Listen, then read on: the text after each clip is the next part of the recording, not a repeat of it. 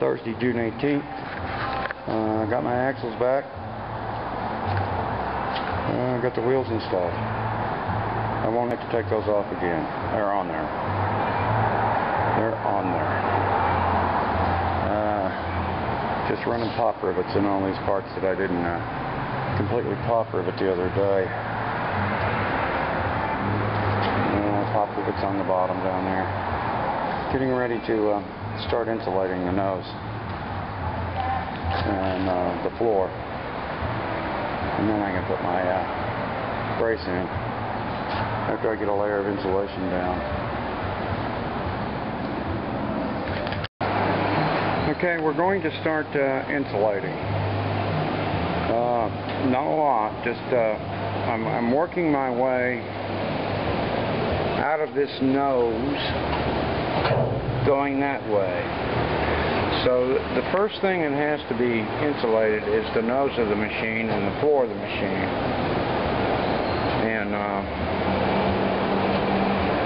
the outside, I haven't spoken about my insulation packages. I've listed things, but I haven't listed how I'm going to do it.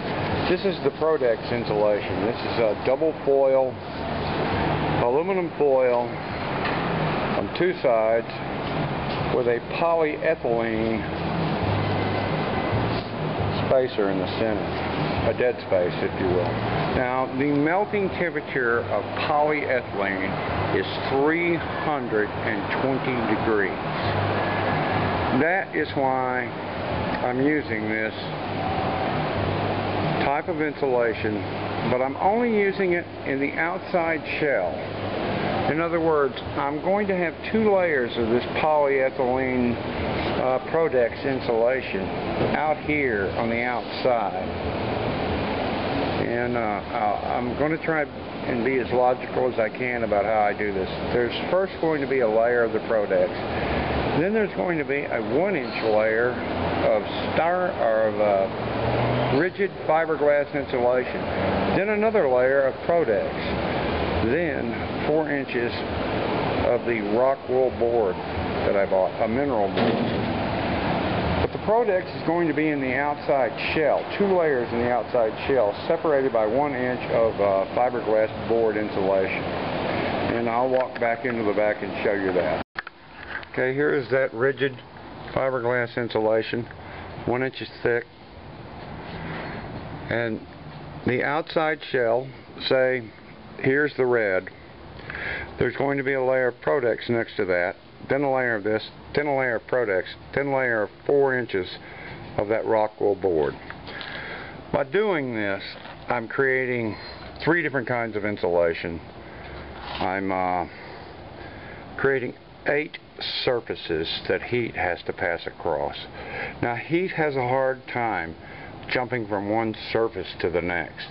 That's the whole thinking about this sandwiching. Something else I did today.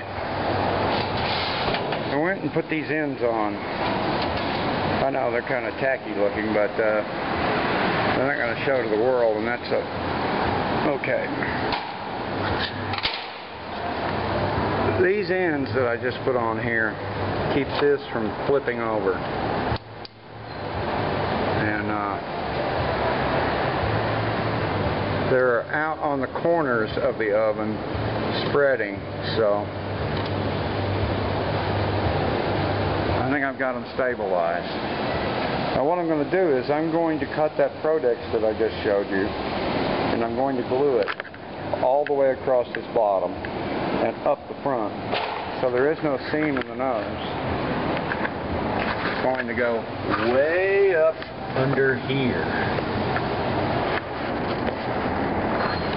And once I get that layer in, I can affix that to the floor. In other words, that's going to be floating on a sheet of that.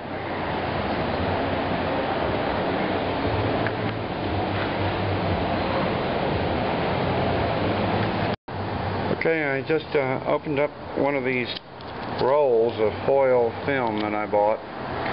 And this is from the Prodex people. This is what they sell you to hook Prodex together, and I'm damn happy to see this. This is great looking stuff. It's really, really sticky. and it's very, very reflective. So this is how I'm going to affix this to the outside shell.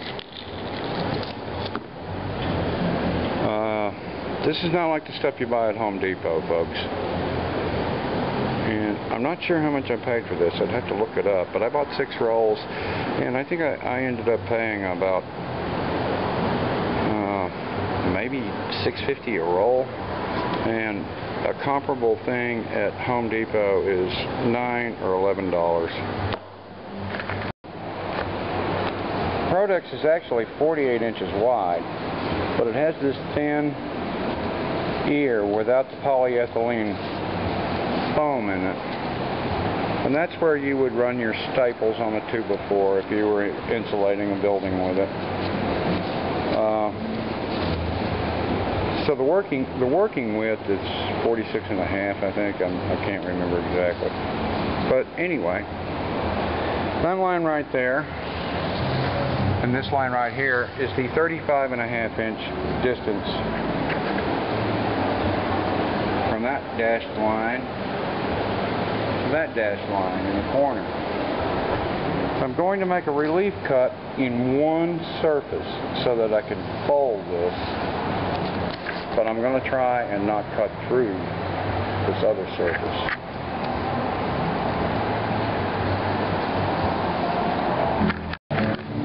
Okay, I made that relief cut I was speaking of.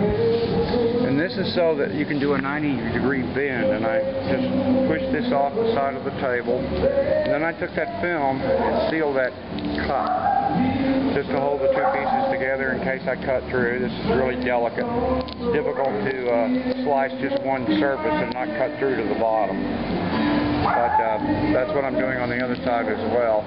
And this is the floor of the oven, and this is the turn going up the side. Okay, I have to do the cut and fit up here in the nose to make all that turn, because I've got a brace up there behind the insulation that you can't see right now. But you can see I made those relief cuts. I backed it with that tape so it wouldn't come apart. And that tape, by the way, is backed on the outside. And that's how you can get a nice clean corner with this stuff. So I'm going to have a layer of this, a layer of that 1-inch foam, another layer of this, and then 4 layers, or 4 inches of the Rockwell boards. And it's going to be a very good insulation package. Very good. Because this reflects radiant heat back into the oven after the heat makes it through. 5 inches of 3 different kinds of insulation. It's going to hit that surface and still bounce back. So I'm going to have a pretty good trap. Here you go, fish. Your sign's burning, Bubba. Although they told me that was going to be a yellow star, it looks green tonight. I don't know what that is, but boy, that's cool. That's rocking. There it is in a long shot. How nice is that?